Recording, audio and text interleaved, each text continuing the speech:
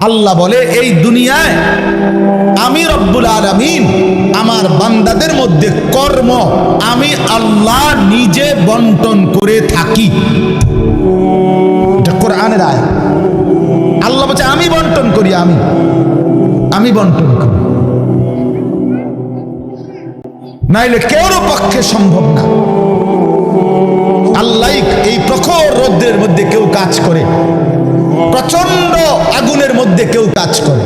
Cement ফ্যাক্টরিতে গিয়ে দেখেন, রড ফ্যাক্টরিতে গিয়ে দেখেন।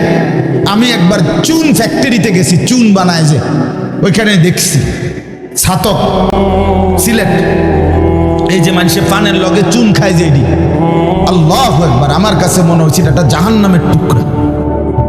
আগুন কাকে বলে? এত তীব্র প্রখর আগুন। ওইখানে মনে করেন ওই বিল্ডিংটা আমার এখান থেকে মানে গরমের হাট লাগতেছে, আমি পারতেছি না আগাইতে, অথচ ওইখানে দাঁড়াইয়া দেখছি কর্মচারীরা বড় বড় লোহার আংটার মতো এগুলো দিয়ে দিয়া পাথর এগুলো লাড়তেছে, আরামসে হেতে কথাও কয়, তিড়েও লাড়ে, মানে অথচ আগুনটা কি আগুন, জাহান্নামের আগুনের মতো। কিন্তু তার ধৈর্য কুলাইলো কেমন?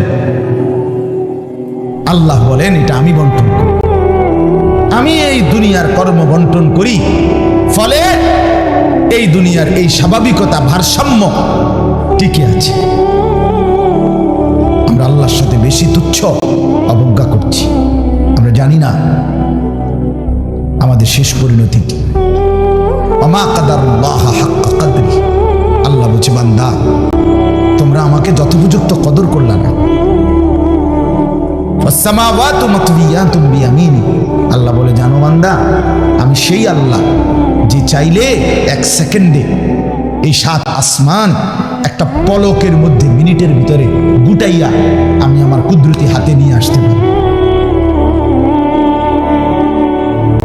তুমি কোন নেতার উপরে ভরসা করে অহংকারী করছো? কিসের উপর? তোমার এই বিল্ডিং না,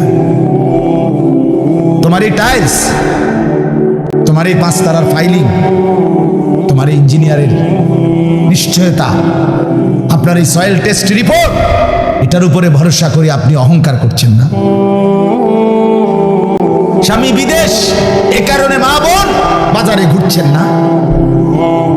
বাপ তোমাদের ছেলেরা, তোমাদের বাবা কিছু টাকা রোজগার করছে, এই কারণে জিন্দেগি এভাবে ফেলে দিলাম। এক ওয়াক্ত নামাজ পড়তে মন চায় না, তাহলে আল্লাহ লাগবে না বন্ধু? না, মালিক লাগবে না? সোজা কথা, অনুভূতি জাগা দরকার দোস্ত, বিবেক জাগা দরকার। বলেন সারা দিনে মোবাইল টিপে জিন্দেগির কি অর্জন হচ্ছে? জীবনটা আমাদেরকে কি পরিমাণ হায়াতের সময় আমাদের নিচ্ছে। আহা যুবক, যদি বুঝতেই হবে বাপ, অচিরেই বুঝবেন, অচিরেই বুঝবেন। এই প্রযুক্তি আগে ছিল না, আগামী দিনে থাকবে না। ফেসবুক থাকবে না, ইউটিউব থাকবে, যেহেতু আগে ছিল না, সামনেও থাকবে। কত প্রযুক্তি তো নাই। ফিতাওয়ালা সেই ক্যাসেট এখন নাই। তখন কি ফিতাওয়ালা ক্যাসেটওয়ালারা ভবিষ্যৎবাণী করছিল যে এটা আর থাকবে না? পাতলা পাতলা যে সিডি, এগুলো তো এখন নাই। তখন কি ওই সিডিওয়ালারা ভবিষ্যৎবাণী করছিল যে এগুলো থাকবে না?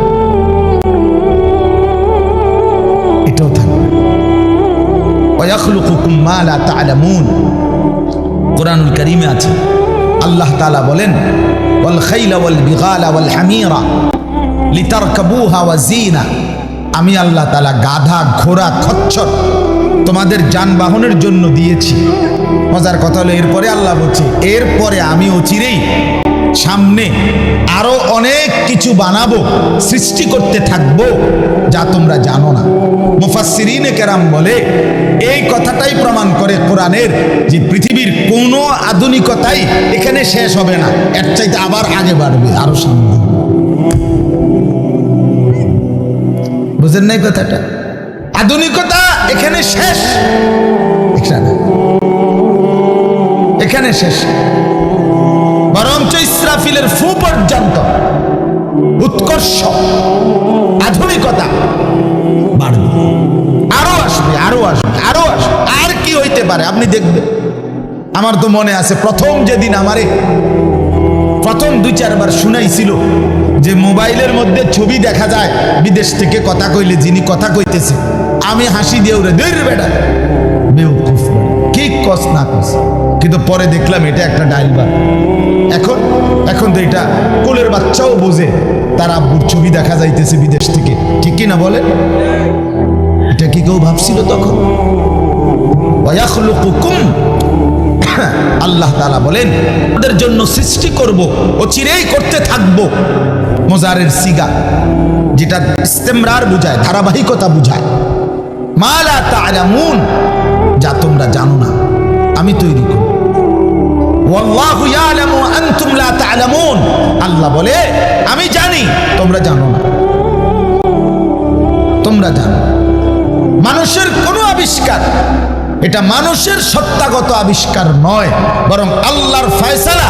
এই জন্য আল্লাহ তাআলা যাকে দিয়ে যা করাবেন দুনিয়ায় তা আল্লাহই করাচ্ছেন।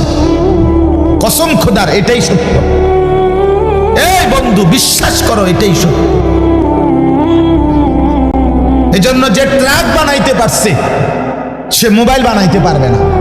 বলে তুমি এত বড় ট্রাকের মতো একটা এত বড় যন্ত্র মেশিন বানাইছো, একটা গাড়ি বানাইতে পারলে তো এই ছোট্ট মোবাইলটা তুমি বানাইতে পারতা না? সে পারবে না। আল্লাহ তাআলার কুদরত এটা। কোরআনে আল্লাহ বলছেন নাহনু কাসামনা বাইনাহুম মাঈশাতাহুম ফিল হায়াতিদ দুনিয়া